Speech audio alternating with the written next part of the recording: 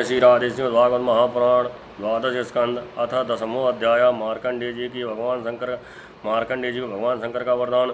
सूत जी कहते हैं, सौनकादि ऋषियों मार्कंडेय मुनि ने इस प्रकार नारायण निर्मित योग माया वैभव का अनुभव किया।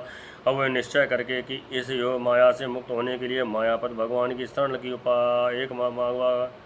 भगवान की शरण ही एकमात्र उपाय है। उनकी शरण में स्थित हो गए। मार्कंडेय जी ने मन ही मन कहा, प्रभु आपकी माया वास्तव में प्रतीत मात्र होने पर भी सत्य ज्ञान के समान प्रकाशित होती है और बड़ी बड़ी विद्वान भी उसके खेलों में मोहित हो जाते हैं। आपके श्री चरण कमल ही शरणागतों को सब प्रकार से अभयदान करते हैं, इसलिए मैंने उन्हीं की शरण पर ग्रहण की है। सूर्य कहते हैं, मार्कंडेय जी इस प्रकार शरणागति की भावना में तन्मय हो रहे थे। उसी समय भगवान शंकर पार्वती जी के साथ नंदी पर सवार होकर आकाश मार्ग से विचरण करते हुए उधर आने के लिए और मार्कंडेय जी को उसी अवस्था में देखकर उनके साथ बहुत से गढ़ भी थे। पंडित जी को उसी अवस्था में देखा, उनके साथ बहुत से गढ़ भी थे। जब पार्वती जी ने मार्कंडेय मुनि को ध्यान की अवस्था में देखा, तब उनका हृदय वात्सल स्नेह से उमड़ आया और उन्होंने शंकर जी से कहा, भगवान तनिक इस ब्राह्मण की ओर तो देखिए। जैसे तूफान शांत हो जाने पर समुद्र की लहरें और मछलियाँ शांत हो जाती हैं और समुद्र धीर गंभीर हो जाता है, वैसे इस ब्राह्मण का शरीर, इंद्रियाँ और अंतःकरण शांत हो रहा है। समस्त इंद्रियों के दाता आप ही हैं, इसलिए कृपा करके आप इस ब्राह्मण की तपस्या का प्रत्यक्ष फल दीजिए। भगवान शंकर ने कहा, देवी, ये ब्रह्म ऋषि लोक अथवा परलोक की कोई भी वस्तु नहीं चाहते, और तो क्या इनके मन में कभी मोक्ष की भी आकांक्षा नहीं होती। इसका कारण यह है कि घटवासी अविनाशी भगवान के चरण कमलों में उन्हें परम भक्ति प्राप्त हो चुकी है। प्रिया, यद्यपि इन्हें हमारी कोई आवश्यकता नहीं है, फिर भी मैं इनके साथ बातचीत करूंगा, क्योंकि ये महात्मा पुरुष हैं। जीव मात्र के लिए सबके बड़े लाभ की बात यही है कि संत पुरुषों का समागम प्राप्त हो।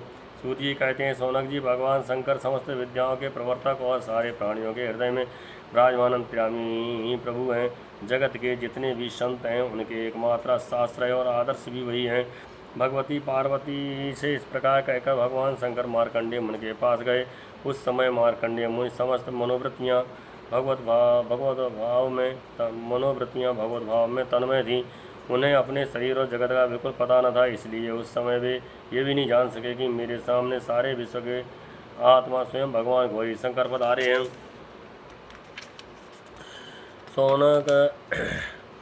सौनक जी, शक्तिमान भगवान कैलाशपति से यह बात छिपी नहीं रही कि मार्कंडेय मुनि समय किस अवस्था में, इसलिए जैसे वायु आकाश के स्थान से अनायास ही प्रवेश कर जाती है, वैसे ही वे अपनी योग माया से मार्कंडेय मुनि के हृदय काल में प्रवेश कर गए। मार्कंडेय मुनि ने देखा कि उनके हृदय में तो भगवान शंकर के दर्शन हो रहे हैं। शंकर जी के सिर पर बिजली के समान चमकीली पीली जटाएं शोभायमान हो रही हैं। 3 नेत्र हैं और 10 भुजाएं हैं। लंबा तगड़ा शरीर उदयकालीन सूर्य के समान तेजस्वी हैं। शरीर पर बागंबर धारण किए हुए हैं और हाथों में फूसूल, खड़वाग, ढाल, रुद्राक्ष माला, डमरू, खप्पर, तलवार और धनुष लिए हैं। मार्कंडेय मुनि अपने हृदय में अकस्मात भगवान शंकर का यह रूप देख विस्मित हो गए। यह क्या है, कहाँ से आया? इस प्रकार की वृत्तियों का उदय हो जाने से उन्होंने अपनी समाधि खोल दी। जब उन्होंने आंखें खोली, तब देखा कि तीनों लोकों के एकमात्र गुरु भगवान शंकर श्री पार्वती जी तथा अपने गणों के साथ पधारे हुए हैं। उन्होंने उनके चरणों में माथा टेक कर प्रणाम किया। तदनंतर मार्कंडेय मुनि ने स्वागत, आसन, पाद्य, अर्घ्य, गंध, पुष्पमाला, धूप और दीप आदि उपचारों से भगवान शंकर, भगवती पार्वती और उनके गणों की पूजा की। इसके पश्चात मार्कंडेय मुनि उनसे कहने लगे, सर्वव्यापक सर्वशक्तिमान प्रभु, आप अपनी आत्मा अनुभूत और महिमा से ही पूर्ण काम है। आपकी शांति और सुख ही सारे जगत में सुख शांति का विस्तार हो रहा है। ऐसी अवस्था में मैं आपकी क्या सेवा करूं? मैं आपके त्रिगुणातीत सदाशिव स्वरूप को और सत्वगुण से युक्त शांत स्वरूप को नमस्कार करता हूँ। मैं आपके रजोगुण युक्त सर्व प्रवर्तक स्वरूप को तथा तमोगुण युक्त अघोर स्वरूप को नमस्कार करता हूँ। सूदी कहते हैं, सौनक जी, जब मार्कंडेय मुनि ने संतों के परम आश्रय देवादिदेव भगवान शंकर की इस प्रकार स्तुति की तब वे उन पर अत्यंत प्रसंतुष्ट हो गए और बड़े प्रसन्न चित्ते हंसते हुए कहने लगे। भगवान शंकर ने कहा, मार्कंडेय जी, ब्रह्मा, विष्णु तथा मैं, हम तीनों ही वरदाताओं के स्वामी हैं। हम लोगों का दर्शन कभी व्यर्थ नहीं जाता। हम लोगों से ही परम मरणशील मनुष्य भी अमृत तत्व की प्राप्त कर लेते हैं। इसलिए तुम्हारी जो इच्छा हो वह वही वर मुझसे मांग लो। ब्राह्मण स्वभाव से ये परोपकारी, शांतचित्त एवं अनासक्त हुए होते हैं। वे किसी के साथ भेदभाव नहीं रखते और समदर्शी होने पर भी प्राणियों का कष्ट देखकर उनके निवारण के लिए पूरे हृदय से जुट जाते हैं। उनकी सबसे बड़ी विशेषता तो यह होती है कि हमारे अनन्य प्रेमी भक्त एवं भक्त होते हैं। सारे लोक और लोकपाल ऐसे ब्राह्मणों की वंदना, पूजा और उपासना किया करते हैं। केवल वे ही क्यों, मैं, भगवान ब्रह्मा तथा स्वयं साक्षात ईश्वर विष्णु भी उनकी सेवा में संलग्न रहते हैं। ऐसे शांत महापुरुष मुझ में, विष्णु भगवान में, ब्रह्मा में, अपने में और सब जीवों में अणु मात्र भी भेद नहीं रखते। सदा सर्वदा सर्वत्र सर्वथा एक रसात्मा को ही आत्मा का ही दर्शन करते हैं। इसलिए हम तुम्हारे जैसे महात्माओं की इस स्तुति और सेवा करते हैं। मार्कंडेय जी, केवल जलमय तीर्थ ही तीर्थ नहीं होते तथा केवल जड़ मूर्तियाँ ये देवता नहीं होती। सबसे बड़े तीर्थ और देवता तुम्हारे ऐसे संत हैं, क्योंकि वे तीर्थ और देवता बहुत दिनों में पवित्र करते हैं परंतु तुम लोग दर्शन मात्र से ही पवित्र कर देते हो। हम लोग तो ब्राह्मणों को ही नमस्कार करते हैं, क्योंकि वे चित्त की एकाग्रता, तपस्या, स्वाध्याय, धारणा, ध्यान और समाधि के द्वारा हमारे वेदमय शरीर को धारण करते हैं। मार्कंडेय जी, बड़े बड़े महापापी और अत्यज भी तुम्हारे जैसे महापुरुषों के चरित्र श्रवण और दर्शन से ही शुद्ध हो जाते हैं। फिर भी तुम लोगों के संभाषण और सहवास आज से शुद्ध हो जाएं, इसमें तो कहना ही क्या है। सूर्य जी कहते हैं, सोनकाद ऋषियों, चंद्रभूषण भगवान शंकर की एक एक बात धर्म के गुप्ततम रहस्य से परिपूर्ण थी। उन्हें उसके एक एक अक्षर में अमृत का समुद्र भरा हुआ था।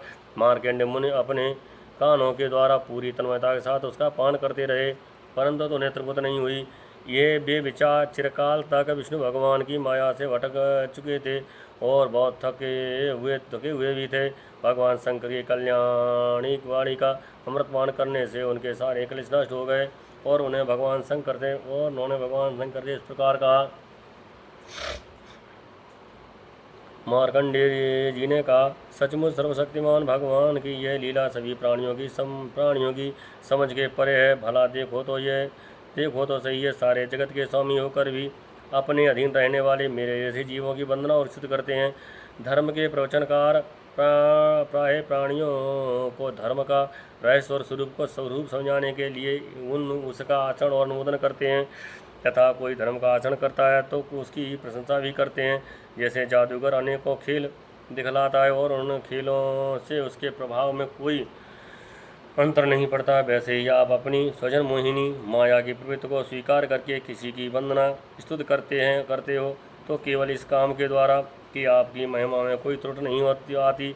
अपने स्वप्न दृष्टा के समान अपने मन से ही संपूर्ण विश्व की सृष्टि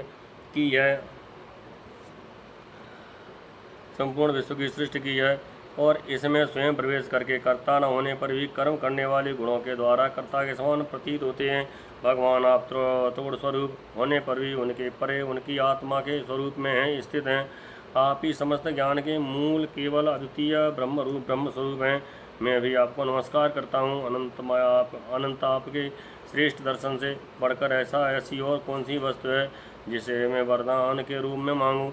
मनुष्य आपके दर्शन से ही पूर्ण काम और सत्य संकल्प हो जाता है। से आपके दर्शन से ही पूर्ण काम और सत्य संकल्प हो जाता है। आप स्वयं तो पूर्ण हैं ही, अपने भक्तों की भी समस्त कामनाओं को पूर्ण करने वाले हैं। इसलिए मैं आपका दर्शन प्राप्त कर लेने पर भी एक बार और मांगता हूँ। यह कि भगवान में उनके शरणागत भक्तों में और आप में मेरी अविचल भक्ति सदा सर्वदा बनी रहे। सूर्य कहते हैं, सोनक जी, जब मार्कंडेय मुनि ने सुमधुर वाणी से इस प्रकार भगवान शंकर की स्तुति की और पूजा की तब उन्होंने भगवती पार्वती की प्रसाद प्रेरणा से ये बात कही महर्षि, तुम्हारी सारी कामनाएं पूर्ण हो, इंद्रियातीत परमात्मा में तुम्हारी अनन्य भक्ति सदा सर्वदा बनी रहे, कल्प पर्यंत तुम्हारा पवित्र यश फैले और तुम अजर और अमर हो जाओ। ब्रह्मन तुम्हारा ब्रह्म तेज तो सर्वदा अछूट रहेगा ही। तुम्हें भूत भविष्य वर्तमान के समस्त विशेष ज्ञानों का एक अधिष्ठान रूप ज्ञान और वैराग्युक्त स्वरूप स्थिति की प्राप्त हो जाए। तुम्हें प्राण का आचार्य तो ही प्राप्त हुए हो। तो ये कहते हैं सौनक जी, इस प्रकार त्रिलोचन भगवान शंकर मार्कंडेय मुनि को वर देकर भगवती पार्वती से मार्कंडेय मुनि की तपस्या और उनके प्रलय संबंधी अनुभवों का वर्णन करते हुए वहाँ से चले गए। भृगवंश श्रवण मार्कंडेय मुनि को उनके महायोग का परम फल प्राप्त हो गया। वे भगवान के अनन्य प्रेमी हो गए। अब वे भी भक्ति भाव भरित हृदय से पृथ्वी पर विचरण किया करते हैं। परम ज्ञान संपन्न मार्कंडेय मुनि भगवान की योग माया से जिस अद्भुत लीला का अनुभव किया था वह मैंने आप लोगों को सुना दी। सौनक जी, ये जो मार्कंडेय जी ने अनेक कल्पों का सृष्टि प्रलयों का अनुभव किया वह भगवान की माया का ही वैभव था, तत्कालिक था और उन्हीं के लिए था, सर्वसाधारण के लिए नहीं। कोई इस माया की रचना न जानकर अनाद काल से बार बार होने वाली सृष्टि प्रलय ही इसको भी बदलते हैं।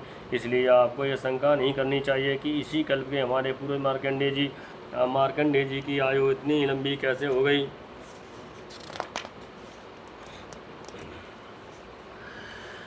भृगवंश शिरोमणि, मैंने आपको ये जो मार्कंडेय चरित्र सुनाया, ये भगवान चक्रपाण के प्रभाव और महामहिमा से भरपूर है। जो इसका श्रवण एवं कीर्तन करते हैं वे दोनों ही कर्म वासनाओं के कारण प्राप्त होने वाले आवागमन के चक्र से सर्वदा के लिए छूट जाते हैं। इस श्रीमद्भागवते महापुराणे परमहंसायां संहितायां द्वादश स्कंदे 10वां अध्याय। जय जय श्री